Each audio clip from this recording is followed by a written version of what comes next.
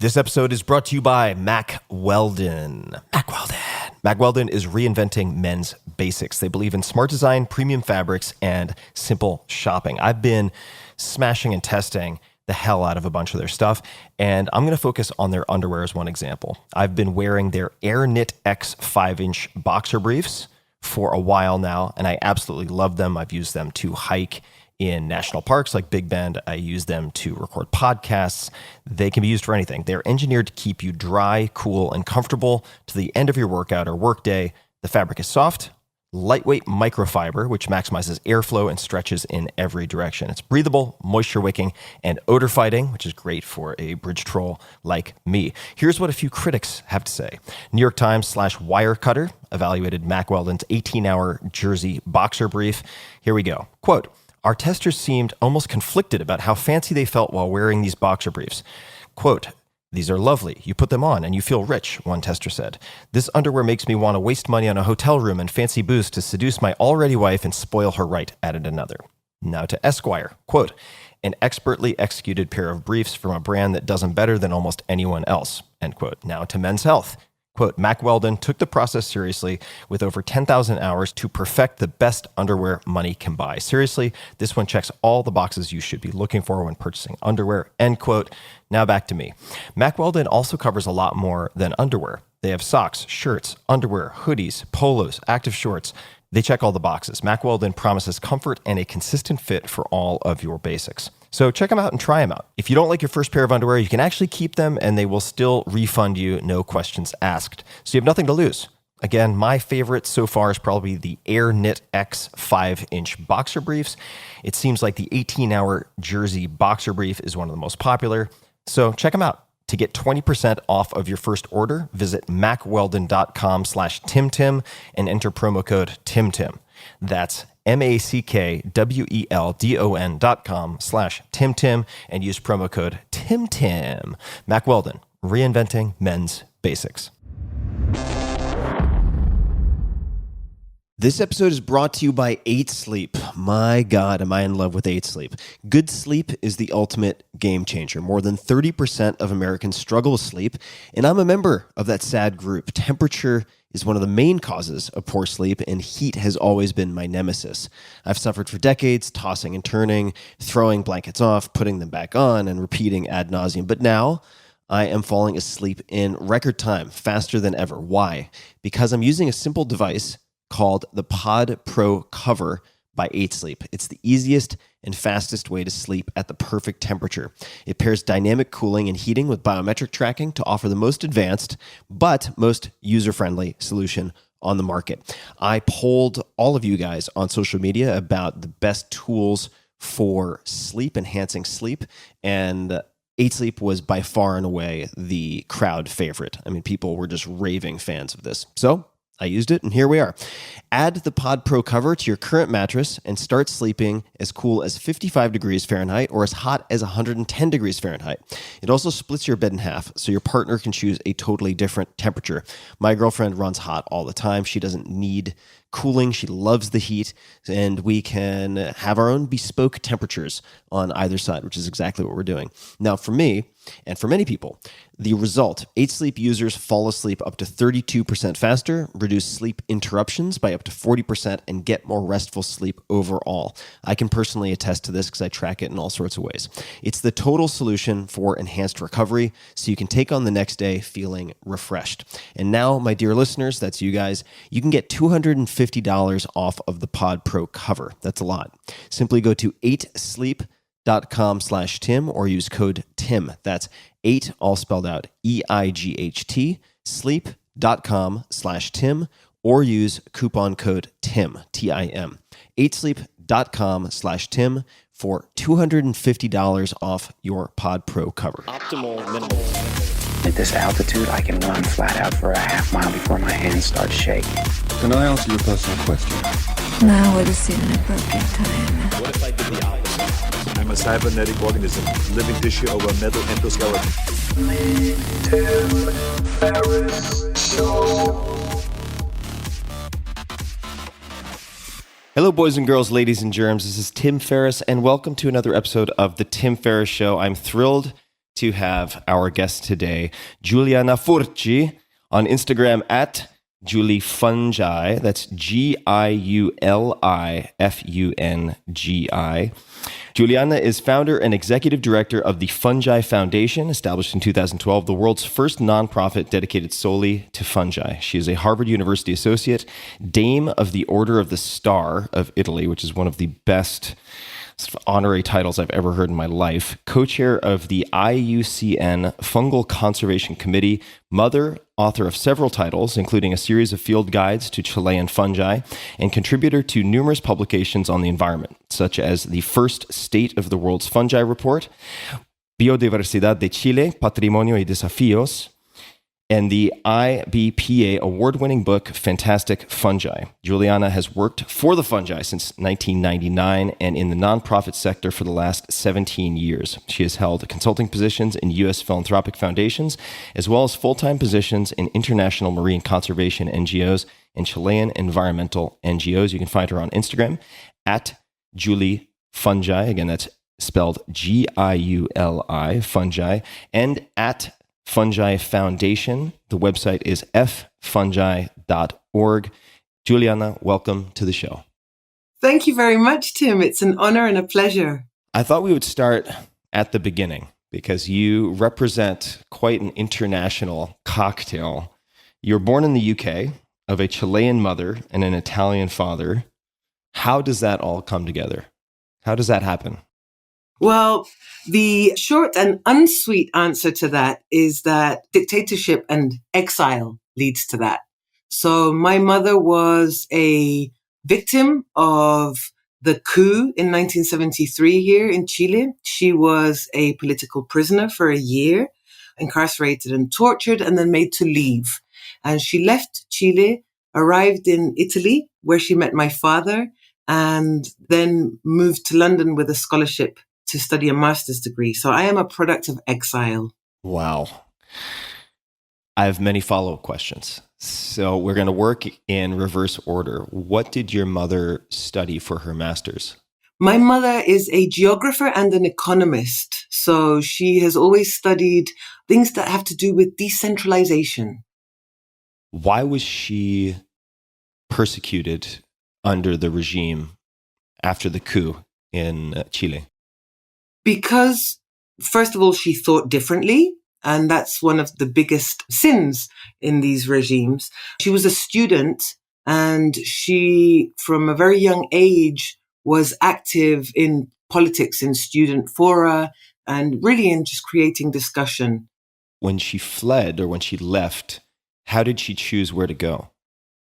No, there's no choice. She was incarcerated for 365 days and then given 2 weeks to leave. So that all boils down to where you can get to. And she jumped over to Argentina, jumped over the Andes. She didn't jump, but she flew over to Argentina. But Argentina was also under really unstable political regimes, various dictatorships.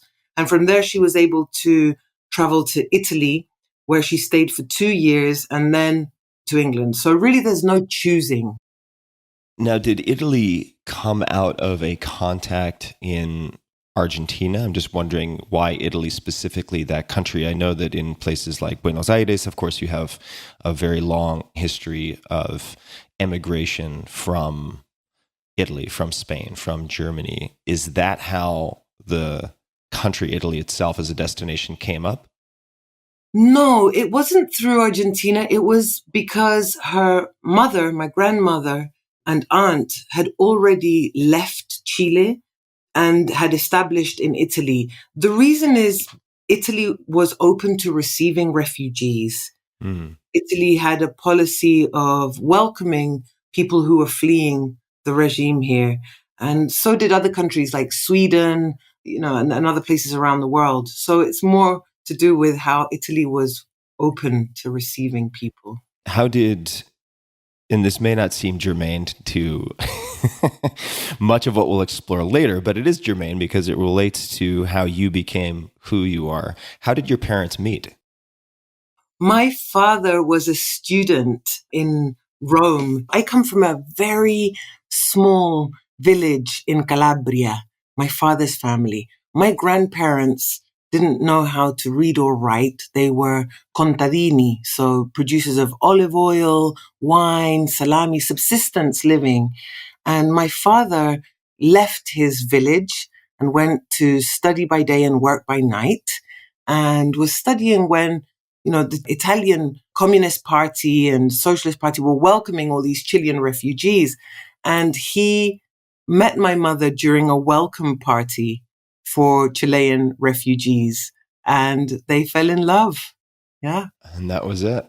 And that was it. In your life, you were born in the UK. How did you end up being born in the UK? Because my mother was offered this scholarship to study in London, she left with my father, and that's where the magic happened, in council housing in North London. And for you then, just geographically, because of course you're back in Chile now. No, I'm not back, Tim. Sorry, we have to say this. So my mother came back, but I didn't come back here. I was born and I came. So we're another generation of uprooted people. I didn't come back. How did you end up then where you are now? I was born in England. Right. And grew up in England. And when my mother came back, I came with her. But I never left Chile to come back here. I was born outside during her exile. That's right. Fair enough.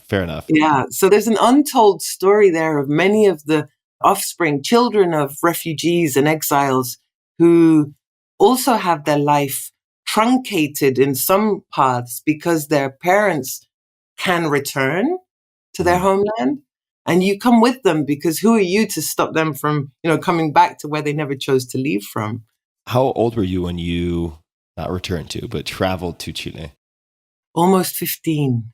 What was that like, going from the UK to Chile? Because I'm no cosmopolitan connoisseur of all cultures, but I happen to have been to both countries. They're not identical. They are definitely not identical. It was a challenge, but I was always very conscious that I was in no place to be an impediment for my mother to come back to the country she'd never chose to leave. So I came in total humble respect of making her return smooth. And was it smooth? It wasn't smooth. It was very difficult. She came back to a country she didn't recognize. She came back to parents that were old, and in the case of my grandfather, ill.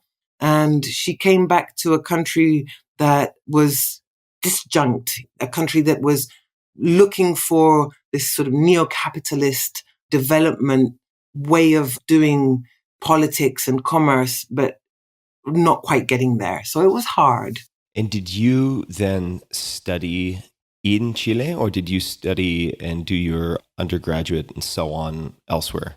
I stayed in school here with very difficult stories. So my mother had never told me that there were people who liked the dictator. So I got to school here and people would ask me, where are you from? I said, I'm from London. And why were you there? Well, my mom was a refugee. And I remember a classmate saying, oh, your mother was a terrorist, she should have been killed, and having a go at me in the classroom. And I remember running back home and saying to my mother, how did you not warn me that there were people who liked him? I had never, ever in my life encountered people who liked the dictator. So that was challenging. I stuck in school, and then I went at the end of my schooling, and it was time to choose undergraduate studies. All I knew is that I wanted to give back. In some way, I wanted to give back. And at first I thought that it was through humans. And I went to university to study social working. And about a year into that, I was really, really clear that it wasn't humans. Humans weren't my thing. And so I then realized that it was nature. It had to do with giving back in some sort of way. And I thought, okay, let's get humans into green spaces, right? So I tried a second career, an undergraduate career at landscaping and ecology. And it was still so many humans. It was like planning parks in urban areas. There were a lot of Homo sapiens involved.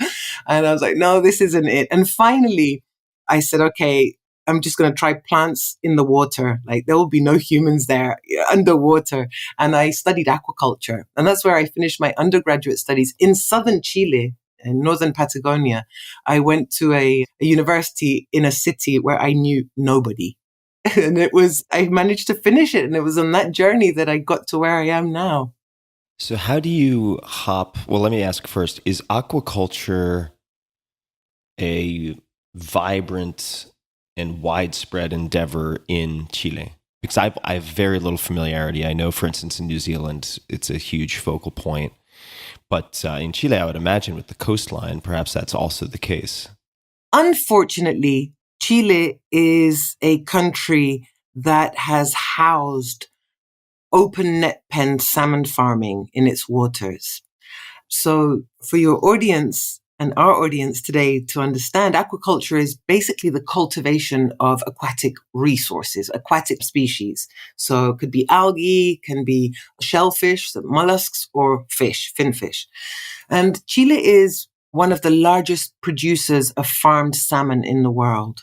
Salmon aren't native to the southern hemisphere, and therefore the aquaculture industry of salmon in Chile come with tremendous environmental and social impact. But it means also that there is a vibrant aquaculture industry. And so there were university careers, and I studied aquaculture and got into algae, seaweed farming. And that was really what I did my thesis on and what I graduated doing, and ended up curiously working in NGOs against the salmon farming industry and its negative impacts, not against the labor opportunities, but against their environmental practices. You know, I should really know this by now. So usually I blame it on my audience and I say, for those of my audience who may not know, could you define NGO? I've long thought that I've understood what NGO means, but perhaps just to confirm that, could you define what an NGO is? NGO is the acronym for a non-governmental organization. So a non-profit. It's an organization that represents civil society and that has a place at tables recognized as where people organize and find a voice that represents them. So could you give me an example, or maybe they're one and the same? Is it fair to say that not all nonprofits are NGOs, but all NGOs are nonprofits? Or are there for-profit NGOs? No, there's never a for-profit NGO. NGOs, we measure our success not in revenue of money in the bank, but of durable change. That's our measure of success, the change we can make. So where did you go, or how did you go from aquaculture to fungi? How does that happen? Oh, it's a funny one, Tim. So I was in university and I remember one morning walking along the corridors and there was a poster stuck on the corridor that said, volunteers needed to look for fox poop in forests. And I was like, oh, that sounds amazing. Fox poop. I really love scat and poop. And we can get into that afterwards. Like so much grows out of it. And so, of course, I volunteered. And of course, I was the only one who volunteered. And I ended up getting the volunteer position and traveling with my professor, Jaime Jimenez, who studies foxes and other animals. It's a great name also. Yeah. We traveled to Chiloé Island in southern Chile. And what we had to do was we had to put these big cages out to capture non-violently, but to capture and trap the foxes. We would put radio transmitter collars on them, and then we would free them and walk around the forest collecting poop, and also with a huge antenna trying to find a signal to triangulate their position using radio telemetry. So this is really old school technology. Today, you would just put like a GPS chip on them, on a collar.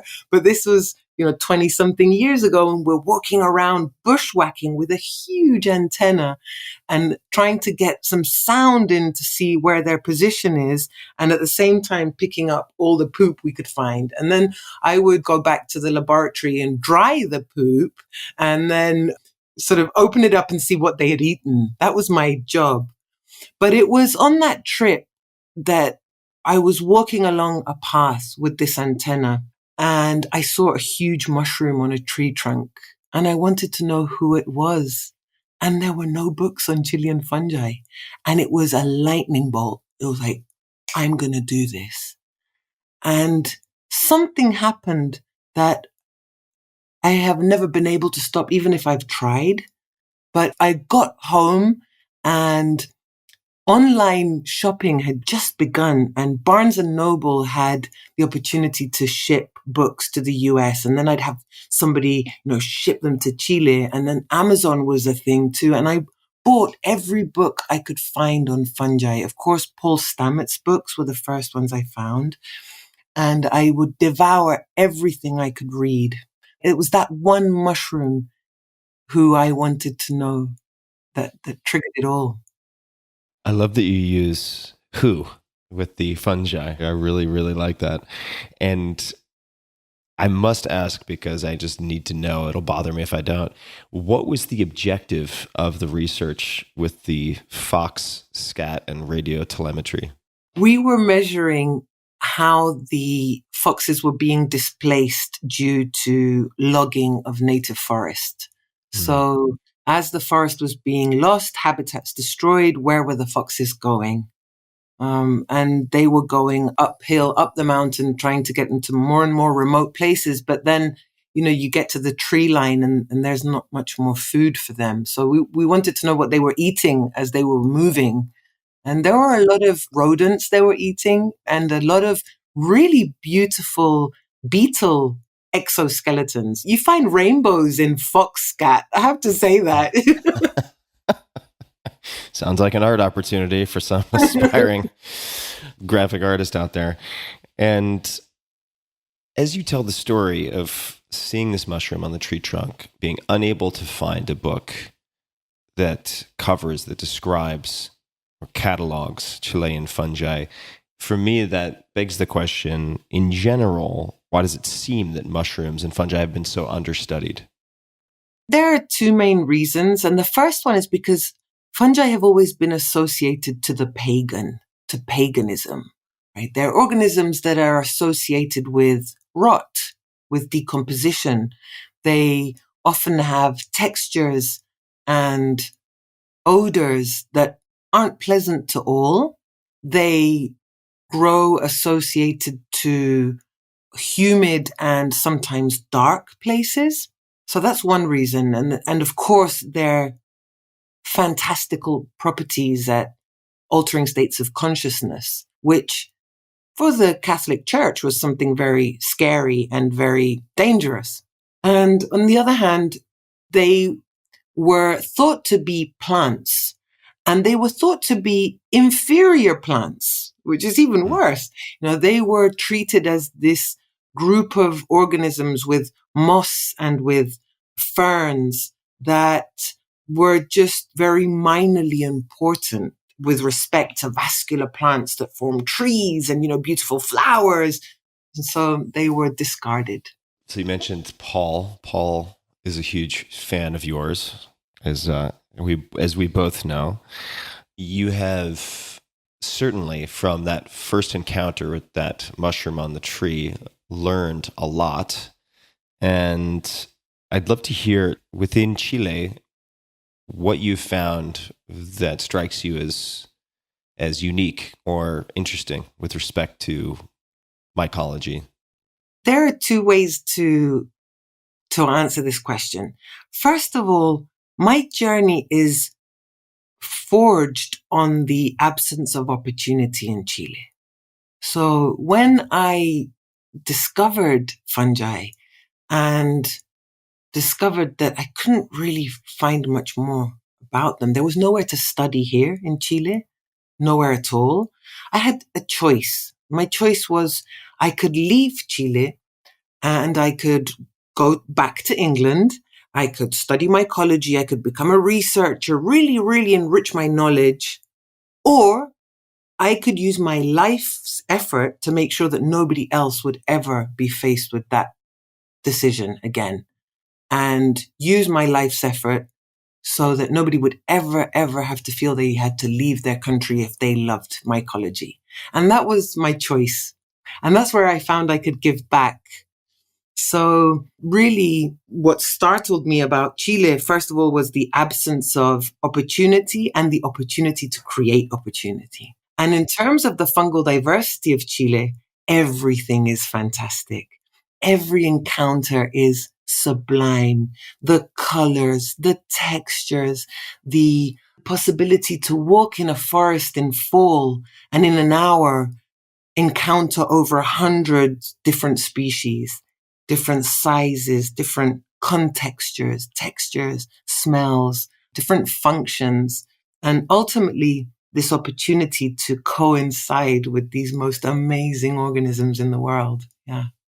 Have you discovered any new species of fungi? Yes, I have. I've had the honor and pleasure of coinciding for the first time as a human with a fungus. I've named two formally. One is a very special fungus called Amanita galactica. It's an Amanita that grows in mixed monkey puzzle trees with southern beech, so Araucaria with Nothofagus. And it's a very, very old species, Tim. It's an elder species. It's a species that was around when the supercontinent Gondwana existed, when the continent still hadn't drifted apart. So we know that it's a species that originates when that huge landmass that created the southern hemisphere was still stuck together. How do you know that, in the sense that, unlike, say, stuff, like you could take a snuff tray in Atacama and do carbon dating, but with fungi, that is not the tool that you would use. Is it looking at, this is a term I only recently learned, the phylogeny, and somehow mapping it to the span of humankind? I would just love to know how humans have confidence that that is the case. We've convened as humans that we organize life based on common ancestry. So we know, for example, that fungi are more closely related to animals than to plants because we have a more recent ancestor. And curiously, this is a small parenthesis to what we're talking about, but that common ancestor between fungi and animals are the opisthocons. So it's a cell that has a posterior flagellum, namely a sperm, for example. The sperm cell is an opisthocont. Now, there are some fungi that have that same type of cell. There's one cell with a posterior flagellum. So that's how we know that we're more closely related, because both fungi and animals have that type of cell that's like a sperm. Now, with Amanita galactica, we know how old she is or he is because the most recent common ancestor that we have discovered is extremely old. So we build relationships and timing of these relationships based on common ancestry and the closest relation. What was the term you used for the supercontinent? Gondwana. Gondwana. Is that the same as Pangaea, or is Pangaea? No, they're not the same. So Pangaea was one big supercontinent that first split into two. Laurasia, that then divided to form the northern hemisphere, and Gondwana, that then divided to form the southern hemisphere. I see. Thank you. Yeah. Learning so much. I'm learning so much, and I'm going to dig further. So with, say, Amanita galactica, you mentioned he or she. Now, is that just a personal preference as to which pronoun you choose, or are fungi gendered? I don't know. They are not gendered, but they're not its. either. They're not objects. So if we're talking about an animal, we wouldn't really call it an it, right? If we're talking about plants, we wouldn't either. And I honestly cannot, and I'm very uncomfortable with objectifying any species of living organism. I just can't call them it, really. Of course, this is a very sensitive subject in a lot of places now, but in English, this is where we fail in a sense, because we have to choose a pronoun. We could use they, of course, but then you have something like Chinese where it's like the pronunciation, at least the writing is different, but you have ta, ta, ta. It's the same pronoun regardless of who or what you're talking about effectively. So it's a lot easier to navigate. How did you choose the name? And also, I'm not familiar with many Amanita. I'm only familiar with Amanita muscaria, and pretty much everyone is familiar visually with that because it is the most commonly depicted sort of red cap with white dots. What does Amanita galactica look like, and how did you name it? So Amanita galactica is a little smaller than Amanita muscaria, which is the fly agaric. Some people know it as, the Smurf mushroom. Some people call it the Santa Claus mushroom. Santa Claus mushroom. Actually, Soma, Amanita muscaria, is the god Soma in Vedic cultures. It's a very, very divine fungus, and it's the oldest known hallucinogen to humanity. Huge respect to Amanita muscaria. Amanita galactica has a black cap with white scales. And I can let you in on a funny story. People think that it's really romantic to find a new species. I was actually in the car driving, and of course, one's eye is pretty used to catching that fungal fuzz. There's a vibe in fungi that's different from soil, it's different from plants. That visual vibe came through, and I stopped the car. It was snowing, it was freezing cold, and I saw this black mushroom cap with white dots, and it was like looking into a starry night. And I immediately said, this is Amanita galactica. It was instant. It was looking into the galaxy. And I was in the car with two other people, and nobody would get out because it was snowing and raining and literally freezing. And I was like, oh, I'm getting out. Of course I'm getting out. And I spent quite a while with the mushrooms there and had the sense that it was something new. It was in an old habitat and a very pristine habitat. And so, it was called Amanita galactica. And then the journey begins of finding out if somebody else has ever coincided. And that's a long journey. You have to look at records of people finding Amanitas. And if they did, what were those Amanita, what did they look like microscopically? What was their DNA? And over time, it became evident that it was a species nobody had ever coincided with before. So what is the protocol? I'm just imagining you're in winter clothing, you're driving along, you hop out, your friends are like, oh God, how long is this going to take? Freezing our asses off. Exactly. And I've been to Portillo and some places in Chile, and it gets cold. And do you pluck the mushroom, the fruiting body, and then go back to the lab, and I'm not sure if it would be spore prints or what the current process is. Yeah. How do you go about determining if it is a new species? So the first thing to do, I have a particular method, which is I like to spend time with every species I encounter. So I get to their level. So I'm one of those, people who lie on the floor, and I will lie down. First, you have to feel, Tim, because if you're going to describe, you have to feel. So there's a lot of looking without touching. There's a lot of smelling without touching, observing the surroundings. Who is it growing with? What trees are close? Because fungi are specific to their substrate. They never grow and live separate from a symbiont. So what trees are around? Are there more? And then clearing begins. Clearing around the mushroom, observing what happens. If I touch it, does it change? Does it change in color? Does it stain? Does it break? There's a lot of that. There's a lot of very detailed feeling with the senses of touch, of seeing, of smelling, observing if, animals come out of it or don't.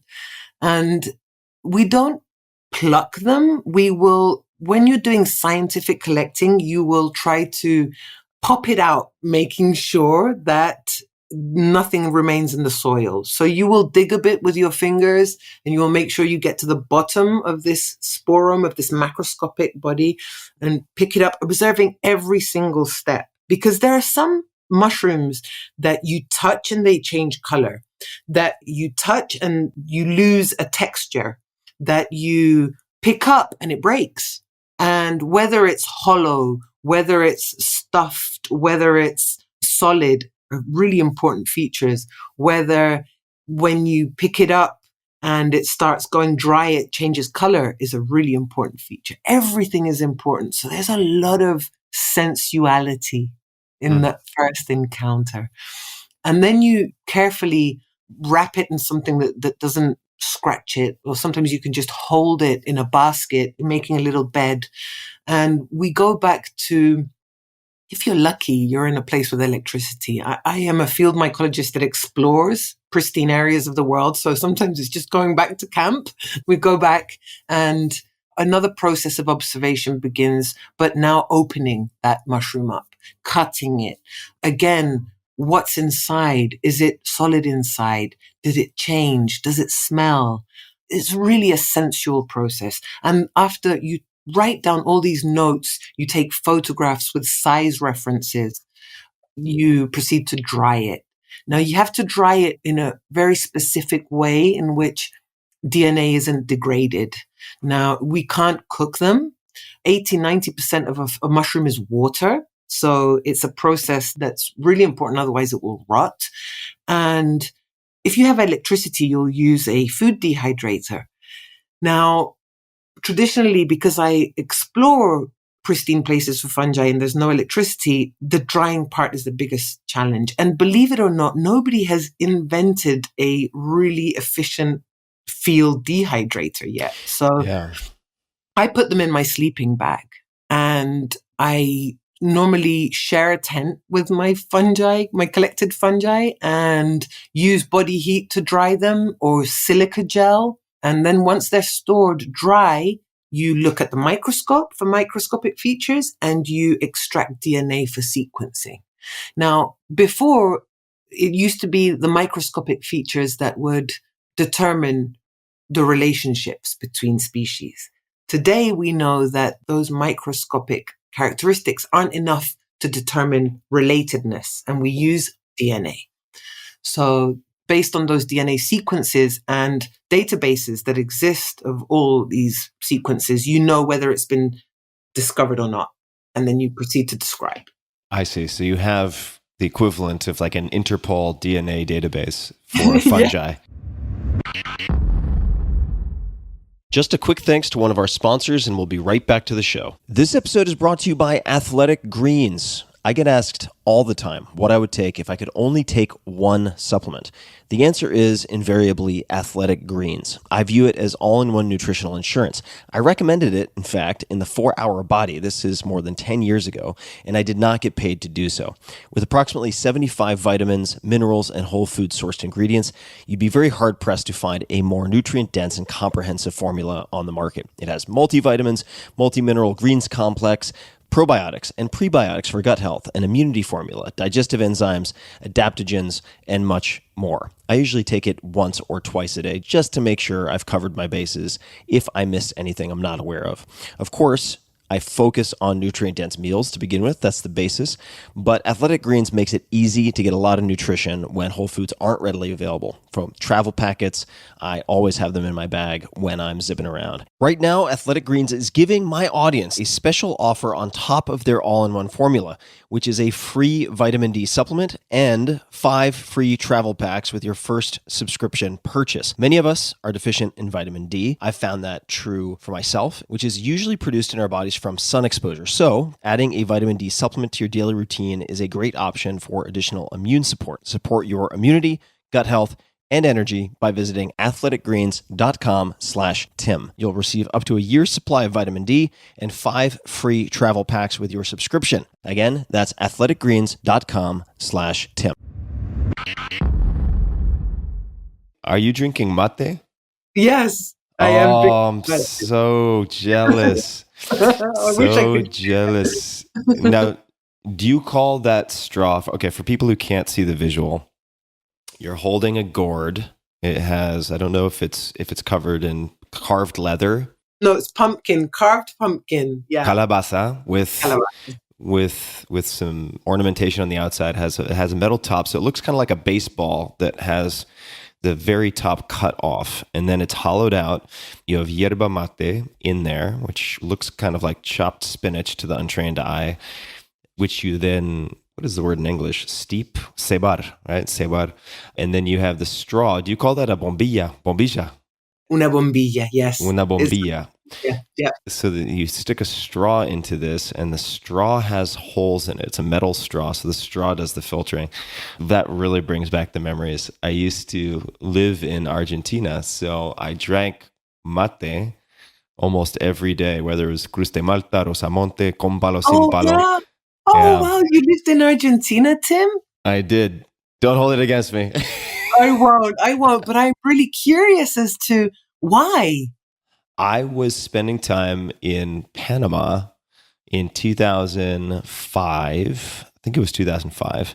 Might have been 2004. And I became friends with someone who is half Panamanian and half Argentine in Panama City. And his family had been there a very long time, living in Panama. And he had spent a lot of time in Argentina, and I had no plans for my next step. I was letting the wind carry me at the time. And he said, "You need to visit Argentina." I said, "Why do I need to visit Argentina?" And he said, "They have the best wine in the world, best steak in the world, the most beautiful women in the world, and you can live for pennies on the dollar." And I said, "Well, that's a pretty good pitch." And went to Argentina, planning to be there for 4 weeks. And I was just dying one day in the middle of summer. It was so humid, and I was walking down this pedestrian walkway called Avenida Florida, which is a peatonal. And I'm walking down this pedestrian walkway, which is sort of like an arcade, and like the Santa Monica Promenade for people who have ever been to that. Walking down, and there was a tango shop blaring music, but I could feel the air conditioning coming out of the tango shop. And so I walked in, and I'm just loitering. I'm waiting for a friend to get out of a class, a Spanish class. And ultimately, the woman who was working there, this chain-smoking older woman, was very upset. Or she wasn't upset. She was annoyed that I was clearly not going to buy anything. And she was like, "Hey, pibe." Pibe is like kid, you know. Pibe. She said, "If you're going to sit here, you might as well buy a ticket to a tango class upstairs." And so I did for 10, I think it was 10 pesos. And I became obsessed with tango, and I danced and stayed there for 9 months. Tango, that's incredible. Yeah. I ended up competing and doing all this stuff. Oh, wow. Yeah. It's great. It's great. So I haven't danced tango in probably 10 plus years, but that is what took me to Argentina, and I drank mate all the time. That's amazing. And I actually had something called mate leão from Brazil this morning, which I had the instantized mate, but I was thinking to myself this morning, I'm like, this just isn't the same. The instant mate is not the same. No, I have to send you a mate. I'm going to the US next month, so I'm going to take you a mate gourd. I'm going to take, I promise here. No, amazing. I gifted Pablo Paul. Yeah. This one too. I wonder if he uses it. I have to get back to that one. If he doesn't, he could just mail me his. I'm sending you a mate. You have to. It's so good for your health. I love mate. People ask me all the time. We're getting off topic here, but what is your favorite smart drug? And I the brain's a very sensitive instrument, so I try not to bludgeon it too often. But for me, yerba mate is absolutely my favorite stimulant. and, the Argentines will say that there's mateína, which is different from cafeína. I don't think that's true. But my understanding is that mate has not just caffeine, but also theobromine, as found in dark chocolate, and theophylline, as found in green tea. So you get the pharmacokinetics of it are very, very interesting in the sense that you don't just get this one peak and then tail. You get seemingly at least 3 peaks and tails, which for me allows me to write for several hours. Whereas in contrast, drinking a cup of coffee, and I love coffee, but I'm a fast metabolizer, and I will have this very rapid peak within maybe 20, 25 minutes, and then I'll feel tired. And I think it's worth mentioning that there is also an amazing ritual around drinking mate. Yes. Obliges you to share your mate and really creates kinship, brotherhood, sisterhoods. It's important to our cultures. Yeah.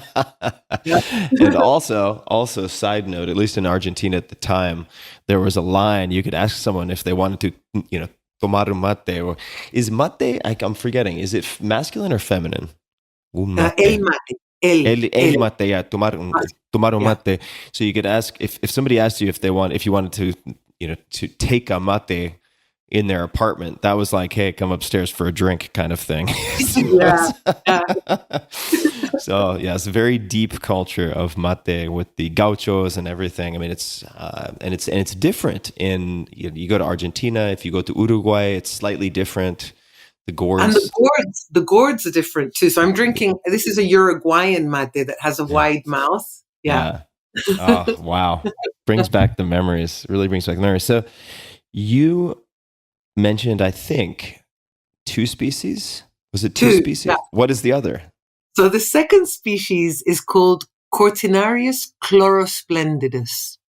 Chloro is green and splendidus is splendid. It's a beautiful green mushroom that has a great story to it. I have not only found new species to science, but I found some new species to Chile. And there's a way of finding them that's quite amusing to many. And this is how I found Cortinarius chlorosplendidus. And of course, you're in the forest, you're hiking with, mycologists, and you have to go have a pee. Of course, when nature calls, and you go behind a tree, and there you go. You're there, you're like, oh, look, there's a green mushroom. And it's new to science. And so I found Cortinarius chlorosplendidus while taking the pee break in the forest with my mycologist from Kew Gardens, Tula Niskanen. So I'm like, Tula, wait for me, I'll be right back. And then I'm coming back, I'm like, Tula, look, this is a green mushroom. She's like, but where did you find it? I said, look, I was having a pee behind the tree and it was there.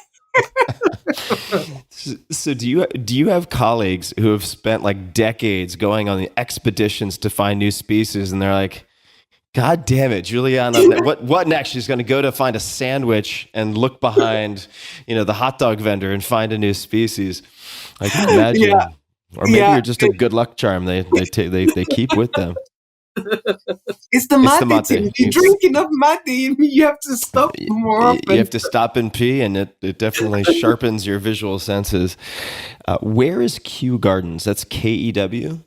Yeah, Kew, Kew Gardens. It's a royal botanic garden in England, in Richmond, and it houses the world's largest fungarium, the largest collection of dried fungi in the world. And it has the largest collection of holotypes, which are the actual physical dried mushroom from which a species was described. So Amanita galactica has a holotype, which is the exact mushroom I got out of the car to feel when I first encountered and to collect. And so Kew is very important in mycology. Holotype, like HOLO, like wholeness. Wholeness, yeah. Yeah, like holistic, holotropic, holotype. You can split a holotype to form an isotype, which is part of that holotype. So the isotype would be like taking an arm or a leg off of a human? Is that, Yes. is it the equivalent? Yeah. It's like this brings us to something really interesting. And it's the fact that the mushroom isn't the entire fungus. Right. Now, we're all talking a lot about mycelium lately, right? And so mycelium would be like the body. If we do a parallel with a tree, the mycelium is the tree, and the mushroom is like the apple of the apple tree. Right. So when we see mushrooms on the first floor, we may be seeing 20 mushrooms spread out, but they may be from one same individual, one mycelium. So it might be like seeing 20 apples. It comes from one tree. The problem is we never see the tree. So if we walk into a forest and it's full of Amanita muscaria, this red mushroom with white dots, we have no way of knowing how many individuals are there. Right. It might be one individual. And that's why we know that the largest living organism on Earth is a fungus. It's the humongous fungus that's in Oregon. It's one mycelium, one genetic body that covers 900 acres and produces thousands of mushrooms every year, right? But it's one mycelium. That's also true. I want to say, I don't know if the location is Colorado, but for certain aspen groves, I want to say, are also one gigantic biomass. Yes, that's absolutely right. It's so incredible to try to wrap your head around. Yeah. Question for you, as we think about, or just hold as a bookmark, this description of the mushrooms being the apples on the tree, the fruiting bodies. Okay, so various animals are attracted to fruits. They eat these fruits, they spread the seeds, they help propagate the lives of these species, right? So we are symbionts in that way. How would you explain why mushrooms as fruiting bodies, the equivalent of apples, might have hallucinogenic properties? Since if we look at, say, serotonin, it's a very old neurotransmitter, and the serotonin receptors are very old. And so you'd certainly, many animals, if not all, I don't know, above my pay grade, but would experience some of these hallucinogenic effects, like the reindeer in Lapland who eat Amanita and so on. How do you explain that? Is it, well, I'm not even going to hazard a guess. I would just love to know, because there are people who have hypothesized or speculated that the hallucinogenic effects of some plants are basically an insecticide or a pesticide, but that seems to contradict the purpose of a fruiting body. Putting aside, or maybe not putting aside, also there are many, many fungi that are extremely toxic if ingested. But how should one think about the analogy of the apple and the mushroom, and factor in the fact that you have hallucinogenic mushrooms, you have poisonous mushrooms, and so on? One thing that we're learning, and at the Fungi Foundation, we are participating in a phylogenomic study of the genus Psilocybe with the Natural History Museum of Utah. And what we're learning, so we're not looking at the hallucinogenic compounds and the chemistry of the fungi in detail. We're looking at the whole genus. So if we look at the genus Psilocybe, we are discovering, because this is all very new research, we are discovering that it's very old, that it precedes humanity, that it originates most probably in Africa over 25 million years ago, and that it has radiated across the world because of animal vectors, because plants have moved as well. Now, the relationship of a species with a compound isn't necessarily direct. There is psilocybe in species that aren't, there is psilocybin in species that aren't psilocybe. There is psilocybin in genera like Inocybe, Gymnopilus, and others. So the relationship of how a species is and a genus is propagated, even if it houses these compounds, doesn't tell the story by itself. Mm-hmm. So these compounds are found in other genera as well that have the same mechanism of propagation. So it's not that simple to talk just about, that one genus housing the species. We know that some of these hallucinogenic compounds are related to reactions that have nothing to do with propagation. There's no evidence of a direct relationship to inhibit ingestion from an animal. Animals eat psilocybe containing psilocybin and propagate them. And it doesn't seem to be something that deters them. Do you think it's something that attracts them? I mean, there are certain animals do seem to, they seem to. Homo sapiens are really attracted to them. Yeah, for sure. Yeah. For sure. So we can cover our bases here with sort of taxonomy 101, since this is not an area I know much about, but you mentioned genera. Can you just walk us through the basics of what that stack looks like, please? So humans have convened to name species in a binomial system. So 2 names. And this was coined by Carl Linnaeus. And we still use that system in which we call a species with a first name, which is the genus, and a second name, which is the specific name. So the genus Psilocybe and the species Psilocybe cubensis, for example. And that binomial, those 2 names compose the way we talk about all species on Earth. And we can go back up that system. It's the taxonomical system. And that's how we get to a kingdom. So we talk about kingdom of the fungi, kingdom of animals, kingdom of plants. And we break that down based on shared characteristics and finally, ultimately get to the species name composed of genera and species. What is between kingdom and then species? Well, let's talk about fungi. So, because we have kingdom of the fungi, then we have phyla. The phyla. In the case of plants, we talk about division, not phyla, but animals and fungi talk about phyla. Then class, order, family, genus, species. Oof. Yeah. I need to brush up. It's a language. Language matters, but it's a language in itself. And it's a language that not everybody should have to speak because it's a language that you can learn. Now, when you talk about the world's largest fungarium, Kew Gardens, and you mentioned the holotype, if I'm remembering correctly. Yeah. Is a holotype different from, what is the term? It just shot out of my head. Hold on one second. Is a holotype the same as a voucher specimen for plants, or is it different?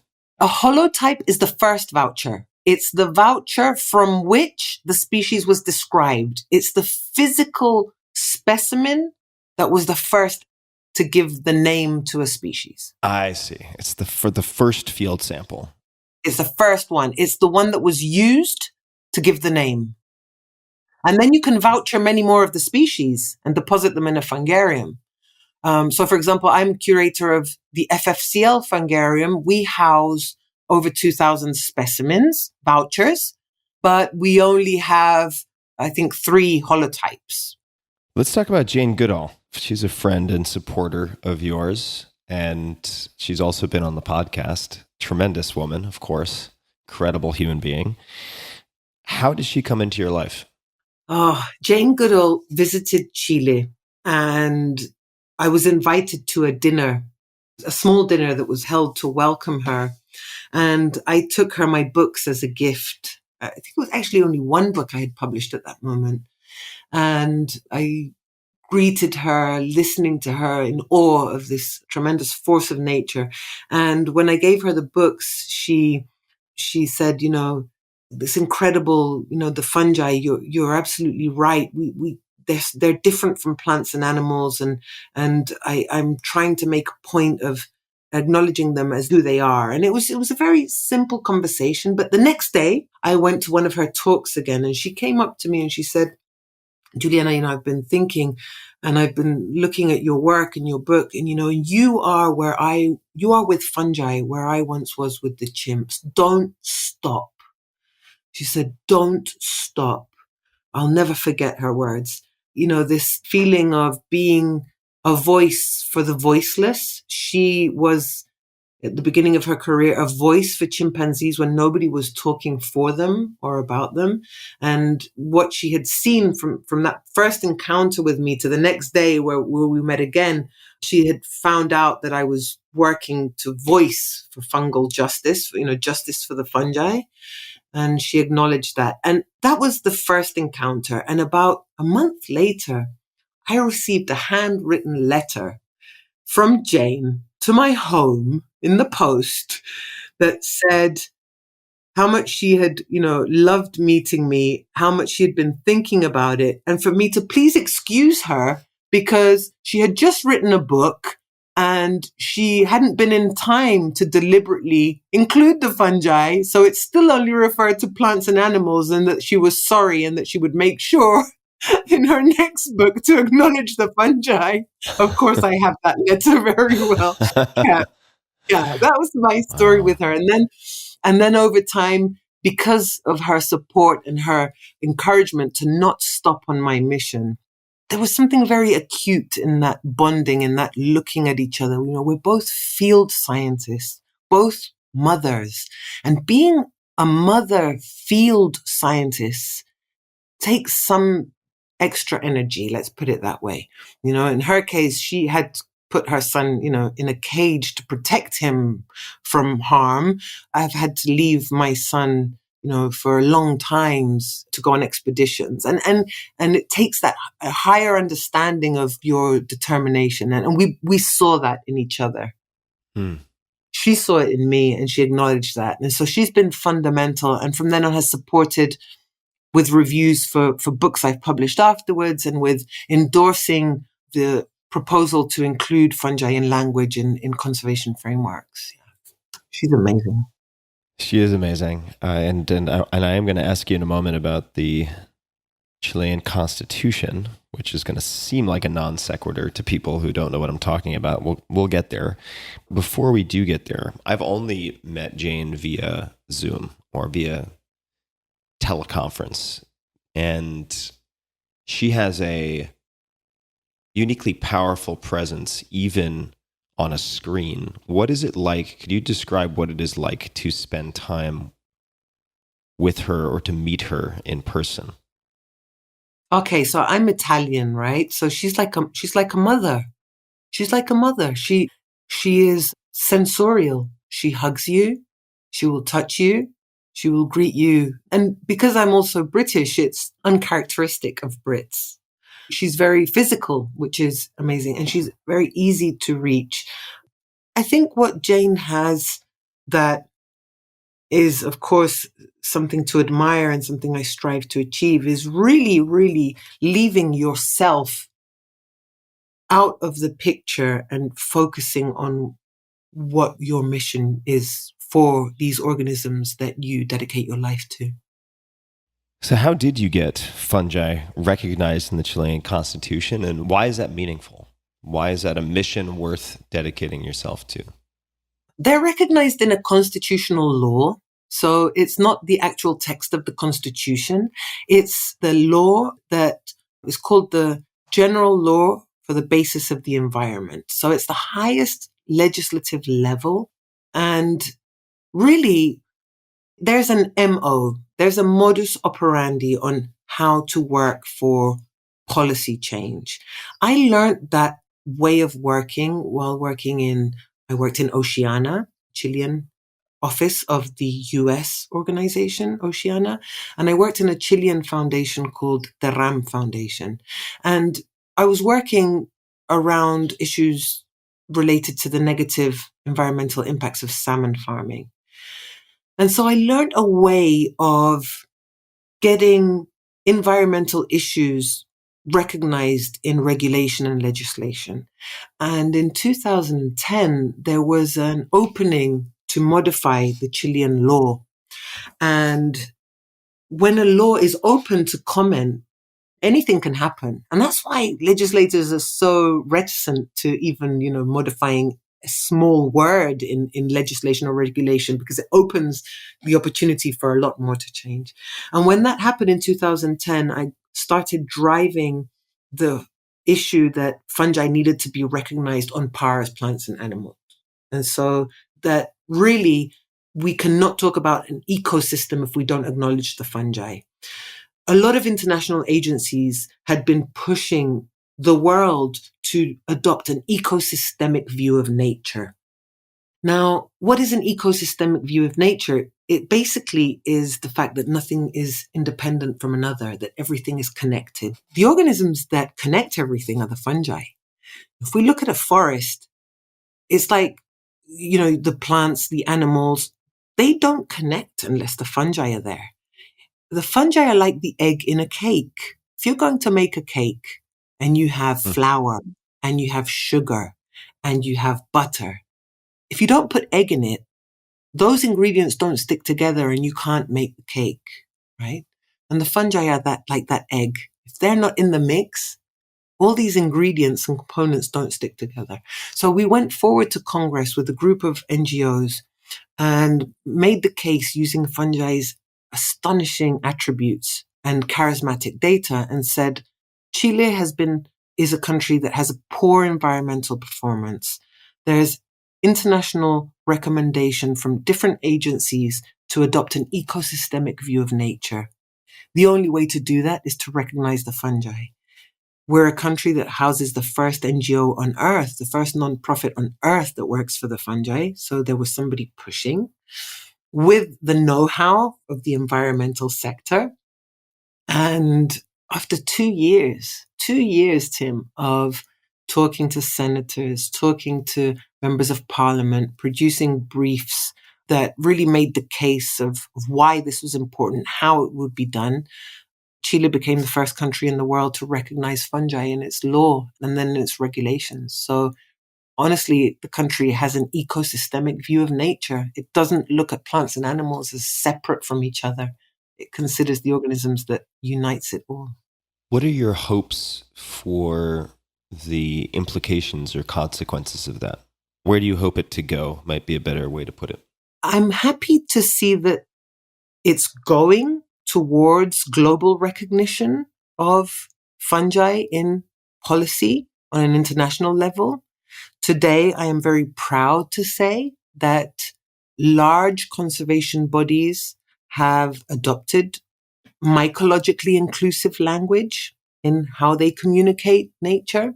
So Rewild, the organization that was co-founded by Leo DiCaprio in a rebrand it had from Global Wildlife Conservation, has adopted the use of fungi in its language, acknowledgement of fungi in its language.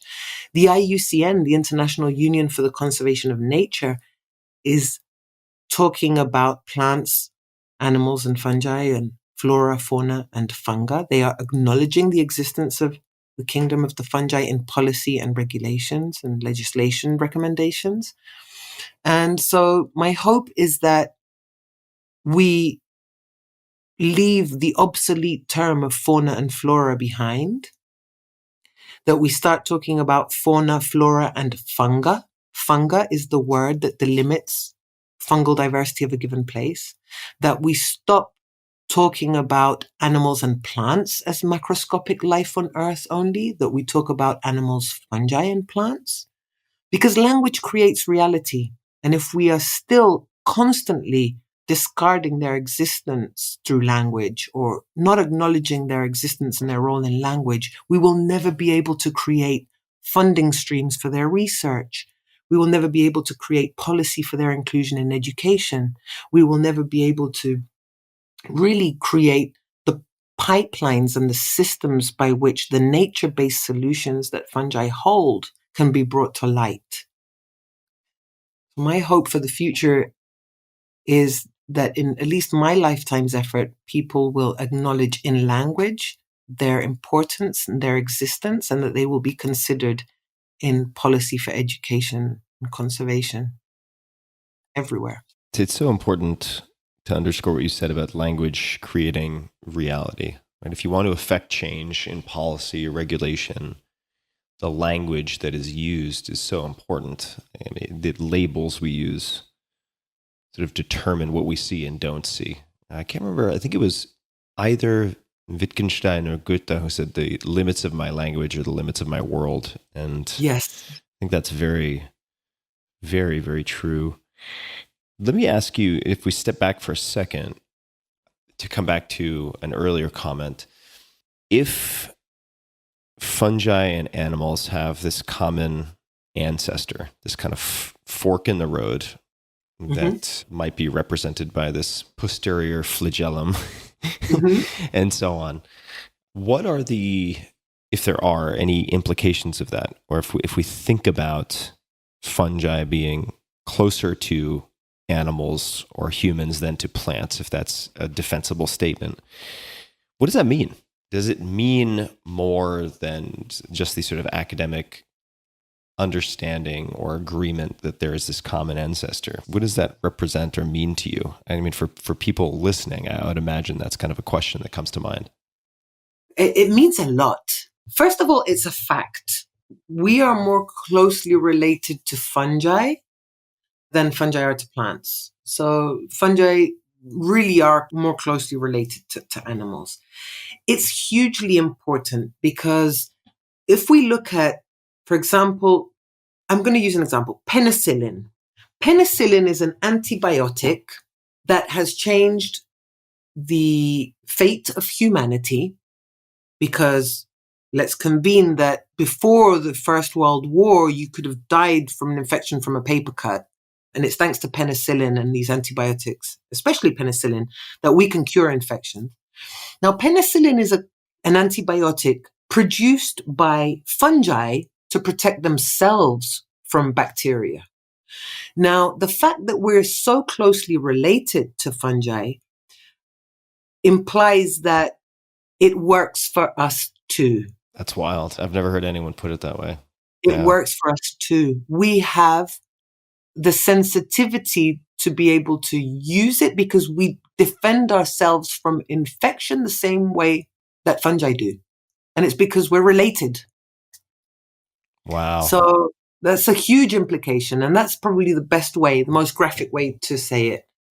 So if we were to make a list of reasons or give a few reasons why it's important to protect fungi, I would love to hear your take. I mean, one that comes to mind, which you alluded to earlier with a comment about touching the mushroom or picking up the mushroom and seeing if any animals come out. So you could have worms, insects come out of a mushroom, in which case, if you lose a species, this is your wording, so I don't want to make any claim to this wording, but if you lose a species, you're not just losing an individual, you're losing an ecosystem, right? So there's that. There is the fact that given our sort of shared origins or biological overlap, something like penicillin and future discoveries could be made that could have enormous medical or therapeutic implications for humans. What are some other reasons why it is important to pay attention to this? And part of the reason I bring it up is that with deforestation or replacement of biodiverse forests with, say, pine farms and things of this type, you can dramatically reduce, whatever it is, 50, 100-fold reduce the biodiversity of fungi in a given area. Why is it important to preserve fungi and to really pay attention to this? What are some other reasons? Plants can't live out of water without fungi that live on or in their roots. So we can go as essential as the fact that without the fungi, life on Earth wouldn't be as we know it. Plants, trees are incapable of living in soil without their symbiotic fungi. They can't synthesize the nutrients of the soil by themselves. Herbivores can't break down the cellulose cell wall of the grass they eat or the plants they eat without the fungi in their gut that do it for them. So we know that energy is not lost, energy is transformed. The organisms that transform energy in nature are the decomposers, the fungi, the bacteria. Without the fungi, nothing would decompose, nothing would regenerate because nothing would degenerate. And so fungi are essential to life on Earth as we know it in terms of symbiosis, helping plants and animals live, and in terms of decomposing, which is really the start of the life cycle, depending on, it's arguable here, depending on where you stand in a cycle is where that cycle begins. For mycologists, the cycle begins when things start to rot. The death of a life form isn't the end of life. It's the beginning of other life forms. And that's what fungi teach you, that the process of decomposition and rotting is the start of a cycle, and it's the start of the creation of the conditions for life to compose. So ultimately, without the fungi, plants couldn't live out of water. Nothing would decompose. Animals wouldn't be able to nourish themselves from plants. And in terms of humanity, nothing would ferment, and therefore we wouldn't be able to preserve anything. And so many fundamental food and medicine functions wouldn't be available without the fungi. Fungi are essential to life as we know it. We cannot live without them. There is no life without them on Earth. So why don't you tell us more about the Fungi Foundation? What is the charter, the objective, or the mission, or all of the above of the Fungi Foundation? Oh, the Fungi Foundation is the mycological platform that I founded to ensure that anybody who wants to know more about fungi, wants to work for the fungi, has a place to go to and find an answer, which is what I didn't have when I started. It's an organization that was born in Chile, founded here in Chile, that has had important policy success, that has now opened in the US. We are a global organization. We're a 501c3 in the United States of America. We are an organization that enables people to understand the wonder and the awe of Kingdom of the Fungi. And we are extremely ambitious in what we want to achieve as durable change. We have 5 overarching programs. One is the expeditions program, in which we go to places where nobody's ever been before to see what fungi there are. The last wild places on Earth, those habitats you were talking about that are being destroyed at rates that we've never seen before on Earth. Because fungi have so many of these nature-based solutions like medicine, food, textiles, we want to document those species before they're lost forever. And tied to that, we have a conservation program that takes action for them not to be lost forever. So we work in the proposal of public policy for their protection. We work to assess their threat of extinction through red listing. What is red listing? Red listing is estimating the probability of extinction of a fungus or a species. So not only animals and plants can go extinct, fungi can too.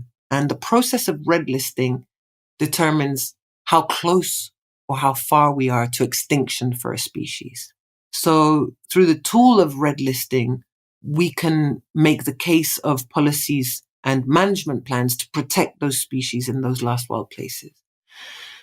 We also have an elders program, which it's a line of work that is very dear to me, as is expeditions.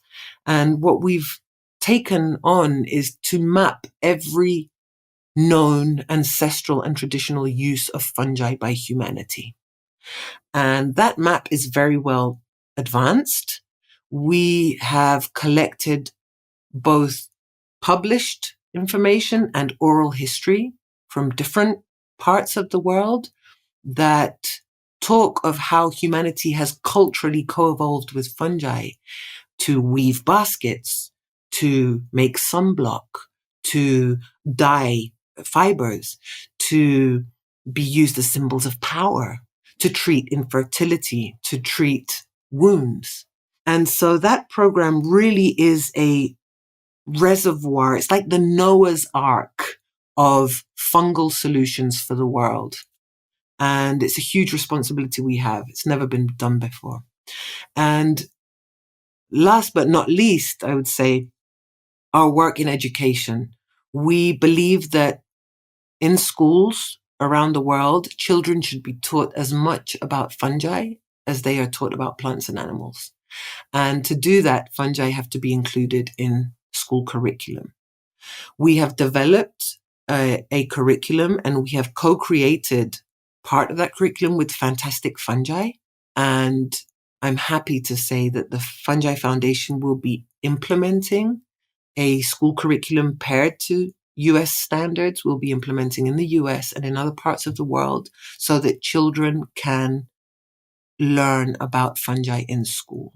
Now, that's a huge task. But if you think about it, Tim, 50 years ago, when people studied in school and they studied the cell, nobody knew that the cell had, a mitochondria. A mitochondria, which is this, structure inside a cell that has its own DNA, it has its own information. My mother didn't study the cell with the mitochondria. Today, you wouldn't think about teaching the cell without teaching about the mitochondria. My hope is that in 30 years, 40 years, you would never dare teach about nature without fungi having their own explicit modules and curriculum.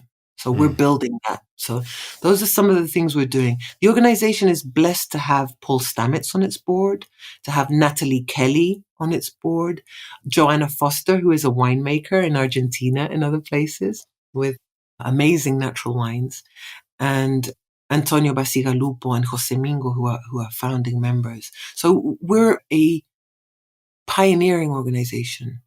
And we've been faced with the challenge of bringing justice to fungi through formal inclusion and everything I've mentioned, but at the same time of being trailblazers and trying to find a way for this to happen for the fungi. And people can learn more at ffungi.org. Is that right? Yes. All right. Wonderful. And we will mention that again. I will mention that again, and we will also include it in the show notes.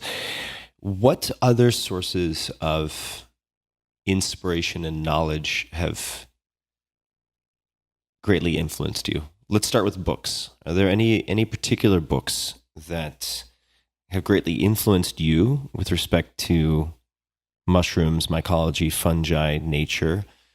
And are there any books that you would most recommend to others? Perhaps they're the same, perhaps they're different. Books that have greatly inspired me recently is Merlin Sheldrake's book, Entangled Life. I love it. I've read it several times. Entangled Life is a must read. If I look back, there are different titles of Chilean authors that have really inspired me. Luis Sepúlveda has written some amazing books, short stories, but that really talk about the complexity of life and the simplicity also with which you can face complexity. I love that. Yeah, I have drawn inspiration from authors like Luis Sepúlveda, who, even if you read deep into complex authors like, Milan Kundera or others, you can always, from these huge complexities, find simplicity. And that's been, I think, what has inspired me from everything I read is finding simplicity from complexities. I would say that authors like Gabriela Mistral have been important. Eduardo Galeano, also a very important author. So a lot of Latin American books, really into that. I just pulled up Luis Sepulveda, Yes. and it seems like quite a bit of his work has also been translated. And in addition to Spanish, he speaks English, French, and Italian, or spoke, I should say. He passed away in 2020. Yeah. And in the late 80s, he conquered the literary scene. This is from Wikipedia. I'm impressed with the wording. With his first novel, The Old Man Who Read Love Novels. So very well known. And I would definitely recommend one of his titles, which I will translate directly from the Spanish, but it's the story of a seagull and of the cat that taught it to fly. Yeah, there it is. I highly recommend that book. It's very short. And then another one of his titles that is extraordinary is The World of the End of the World. And it talks about the southern cone. But it really, there is a lot of beauty and a lot of life learning in his novels that can take complexities and show you sometimes how simple something complex can be. The World at the End of the World. That's from 1989. Mundo del fin del mundo. It sounds so good in Spanish. And then The Story of a Seagull and the Cat Who Taught Her to Fly in 1996. That's a fantastic book. Which seems like it was originally published in Portuguese. I'm not gonna hazard to try to pronounce that. I'll get 40% of it right. Yeah. In your own life, or looking forward, it could be related to your mission, it could be in life in general. Can you think of any examples of facing complexity with simplicity, or finding the elegant or simple way to look at or contend with something that appears complex? Absolutely. I mean, positioning yourself, as a 19-year-old, 20-year-old faced with an overwhelming fungal passion, fungal duty, an ineludible responsibility towards the kingdom of the fungi in a world where they are associated to rot, to death, to paganism. Founding, the world's first NGO in a world where absolutely no funding existed at all and still hardly exists for anything fungal in terms of policy. We're talking about before the film Fantastic Fungi, before psilocybe was recognized as medicine in the Western world. That is the most complex scenario I've ever been faced with. And in that huge complexity and adversity, I found the simplicity of belief in yourself, first thing. I mean, it couldn't be that this thing that just wouldn't stop and would only grow inside me, and this vision that I could see possible, it couldn't be that it didn't exist. And so as complex and as adverse as the environment was, the simple looking inside and giving yourself permission to try and to do it has been the most fundamental thing. And it still is that way. We are still, when you talk to people and you say, I work for mushrooms and I work looking for mushrooms, protecting mushrooms, making sure that everybody knows about mushrooms, most people look at you and think, what are you doing? Why?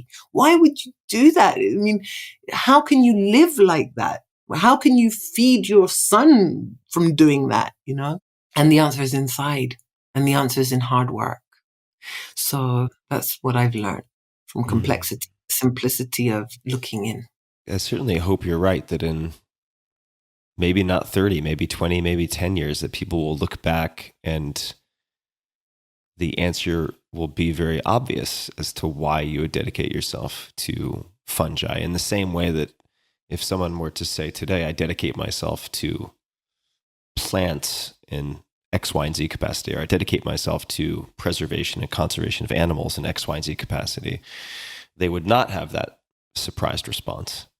Yeah. And if you look at the importance of fungi, mycelium, mushrooms, as not just the egg in the cake, I think, as you put it, the Yeah. connective tissue that binds plants and animals together, but also as close cousins of ours, from which so many discoveries are waiting to be found, or within which so many discoveries are waiting to be found. I think it's a real imperative to study, but you can only study that which you preserve, in a sense. And it's incredibly important. It's incredibly important. I think also, Tim, in this hyper-connected world, I have learned, and I'm very grateful to be of a generation that wasn't as hyper-connected in our teens. I have learned that it's important to be more with yourself than with others all day. I mean, I see people today constantly looking at what others are doing and constantly looking and trying to reflect themselves in what others choose to share.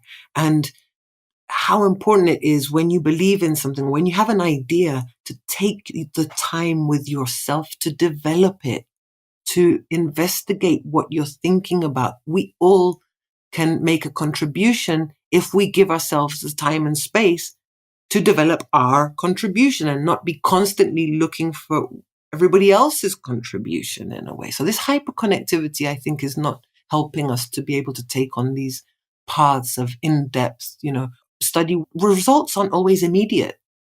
It takes a long time, and it's okay for it to take a long time. You don't present an idea and then the next day have a result. It takes a long time. It takes hard work, and you can't do that if you're constantly looking at everybody else's life. Yeah, agreed. If I can't remember the attribution, but if music is the space between the notes in some respects, thinking and discovery are the spaces between the interactions sometimes. Yeah. And if the density is such that you're saturated with communication, saturated with stimulation, there just isn't the space for that germination. Yeah. And I'm going to make an awkward segue, but I have to ask you before we go, because I've heard so much about the Telluride Mushroom Festival, and I've never been. I have friends who have spent lots of time in Telluride and love Telluride quite in and of itself. I've also never been to Telluride, and you will be going there very soon, I think in mid-August or mid to late August, August 19th, something like that. Yes, I will be giving a keynote on August 19th. Yeah. Can you describe the Telluride Mushroom Festival, what it is, why it's interesting, and also what you'll be presenting on, what you'll be doing your keynote about? Telluride Mushroom Festival is a must. Tim, you have to go to the Telluride Mushroom Festival. It is a safe place to express fungal love and adoration. That's one thing I have to say. It's the oldest festival in the US dedicated to fungi. It's in its 41st edition. It was founded by 4 extraordinary men, Paul Stamets, Andy Whale, Emmanuel Salzberg, and Gary Linkoff. Now, this festival was the first place in the US where people could get together and talk about psychedelics and entheogens. And it has had some of the world's most renowned mycologists talking about the science of these species. It has the world's most renowned psychiatrists talking about the psychedelic Renaissance. And even before the Renaissance, let's face it, it's been a house to talk about, to research, to think about, and to celebrate psychedelic mushrooms and anything mushroom in general. I have had the honor of participating for about 6 years now, so a very small portion of its existence. And my first feeling there was, there are more of us. That was the first thing. I'm not the only one. I'm not the only one. I found my tribe there. And for the last 5 years, I've had the honor of moderating the final panel with important people talking and thinking about fungi and psychedelic fungi like Dennis McKenna, Dave Nichols, and many others, where we can sit down and have a candid conversation and talk about things nobody really wants to talk about in a scientific paper, and that maybe they won't say in the press. So it's a very safe and candid space to talk and to ask about psychedelics and really anything fungal. There's a lot of, cooking with fungi, a lot of foraging, information about foraging. There's a lot of practical, workshops on how to cultivate or decompose, toxic substances with fungi. So it's an extraordinary space. This year, Paul Stamets will also be going and giving a keynote. So it's a great year, just saying. And my keynote will be on our global policy work for conservation frameworks. So the Fungi Foundation is known for making political change in Chile, but we have now taken that to the world, and we have had some important international policy wins that I will be presenting and showing at the festival. That is very exciting. Congratulations. Yeah, thank you. Just a few more questions. Dame of the Order of the Star. I did not look this up deliberately because I wanted to ask you about it. That is the coolest title I think I've ever heard in my life. What does it mean to be a Dame of the Order of the Star? Okay, so the Order of the Star. First of all, it's I was how do I say? I was honored with the title of being Dame of Italy, and there are different orders of damehood. So the Order of the Star is a house of celebrated Italian citizens that weren't born on Italian soil. So if I were born on Italian soil, I wouldn't be part of the Order of the Star. So the Order of the Star is exclusive to Italians who have made a contribution to the country from somewhere else. And I was named Dame of the Order of the Star of Italy because of my work in mycology and for the fungi. Man, I'm so sad that business cards are no longer really a thing, because if you print new business cards, if that ever happens, maybe there's still a thing in some places. I really hope that is somewhere on that business card. It is just spectacular. Giuliana Furci with the trill. Yeah. F-U-R-C-I. I'm so impressed by you and the work that you do. And I would like to heavily encourage people to go to ffungi.org. And I would like to also contribute to your work in a small way. I'd like to donate $50,000 from my foundation to your foundation, to the Fungi Foundation. And I would like to encourage other people to take a look at the work, take a close look at the work that you do, and consider supporting it. I think what you're doing is very important. And I'll say the website one more time because I would really encourage people to take a look. You've been very dedicated. You've taken the true and the hard path. You've made a lot of sacrifices. I know it hasn't been easy. You've been incredibly strong. And like you said, you've had wins, and the Fungi Foundation is pursuing an important mission. So I'm very excited to support with my own foundation. And I encourage people to take a look and consider doing the same. Thank you very much, Tim. Thank you very much on behalf of the team and the board. That's emotion coming through the microphone, which isn't. Thank you very much. We've never had support like that before. Thank you very, very much. It's my pleasure. I hope to make you proud, and we will make durable change for the fungi.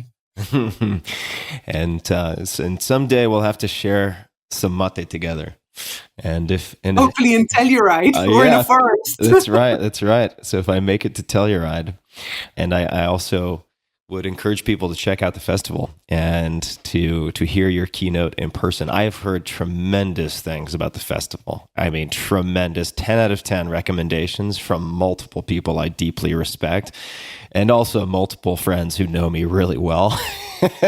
So it's really just a matter of time before I get there myself. I have to say that this year, for those listening, Paul Stamets is also known as Pablo. So Pablo doesn't go every year. He doesn't go every year. He's going this year, and it's going to be an extraordinary festival. He is going to be giving a keynote as well. And I encourage you to consider popping in. It's not very long. It's a few days. And the community that exists there is extraordinary. And the opportunity to talk to people who are trailblazing, thinking and debating and creation around access to use of psychedelic medicine, through access to cultivating your own foods and medicines, through access to foraging and access to talking to people who are dedicating their lives to bringing justice to the fungi. I highly recommend it. And no year is better than this year. All right. Well, I'm going to have to take a close look at my calendar in that case. And Giuliana, is there anything else you would like to say? Any call to action? You got me. No, that was offside. I'm just calling this out now. Thank you very much. You know, we're not used to any help like this, so thank you. I'm just saying, give me a moment. I can't continue as if nothing's happened. Take a minute. No problem. Thank you so much. It's only been 10 years trying to never, our work is. Thank you. I don't, there's nothing to say, right? I don't want to explain anything. I just want to say thank you. And I wish I could give you a hug and give you some, I wouldn't give you this mate lavado. I would make you a new mate. Okay. Let me gather myself. Oh, gosh, shoot. Can I just add also, when I received your email saying that you had seen some of the videos, I was like, oh, shit. I wonder what he's seen. And then I actually misleadingly thought, oh, let me think of what's been done in English. And now I know that you might have seen what was in Spanish. So now I'm feeling even worse. Like, oh no, what has he seen? But no. Well, I was impressed and not turned away. I was not discouraged in any way. And I'm so happy that we were able to connect and to do this. And I've really learned so much. I have tons of notes, tons of things to follow up on. I'm going to check out Luis Sepulveda. Okay, so your question. No, my question is not a mandatory question. It's very simple. Is there anything else you would like to say before we wrap up? Any request of the audience? Anything you'd like to share? Anything at all, really, before we close this conversation? I would really like to invite people to think about how important it is to let things rot. And that it's really not about rock and roll anymore. It's about rotten mold. And we have to let things rot. Rotten mold, baby, all the time. If we don't let things rot, then cycles don't start, don't flow. We can't fix carbon. We can't decompose to be able to recompose. We can't degenerate to be able to regenerate. I would really like to invite people to think about how even the most glorious moment of an old tree's life is when that tree falls to the ground and starts decomposing and turns back into soil. Let's not be afraid about decomposition. And there's a lot of hype around regeneration, and that can't happen if things don't rot. Gotta let it rot. Gotta let it rot. Let it rot. and I'm going to cheat and ask one more question. You gave a few book recommendations, Entangled Life and other novels and so on. Yeah. If someone wanted to take their first steps into learning more about fungi, could be mushrooms. I mean, pick your term. Are there one or two books that you might suggest people take a look at? I suggest a film and then a book. So watch Fantastic Fungi and then read Entangled Life. And another fun, really fun way is to read The Triumph of the Fungi by Nicholas P. Money. Now, Nick Money has several books about fungi. There's a book called The Rise of the Yeast as well. And it's about the story of how yeast has shaped humanity.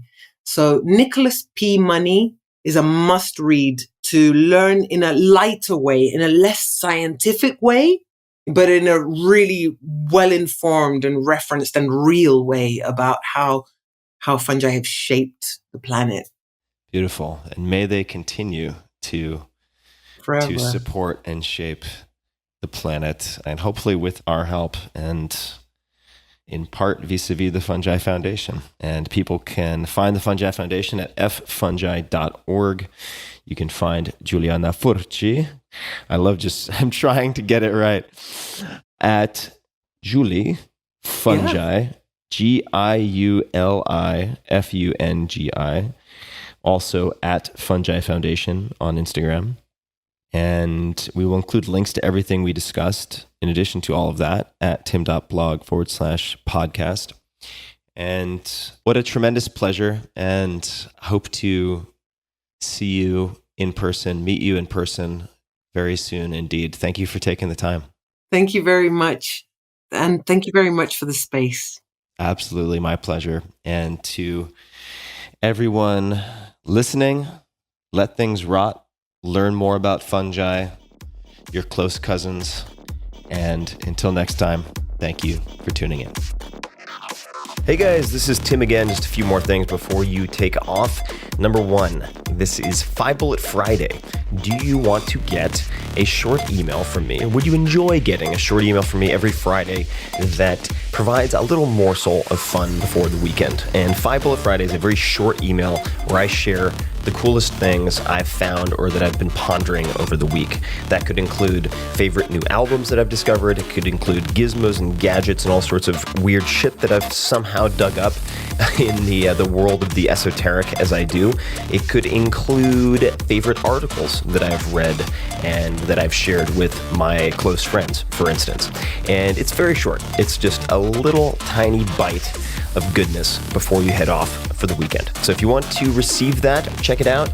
Just go to 4hourworkweek.com. That's 4hourworkweek.com, all spelled out, and just drop in your email and you will get the very next one. And if you sign up, I hope you enjoy it. This episode is brought to you by 8 Sleep.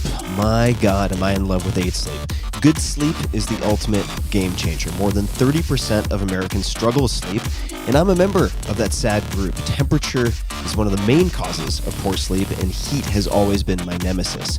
I've suffered for decades, tossing and turning, throwing blankets off, putting them back on, and repeating ad nauseum. But now, I am falling asleep in record time, faster than ever. Why?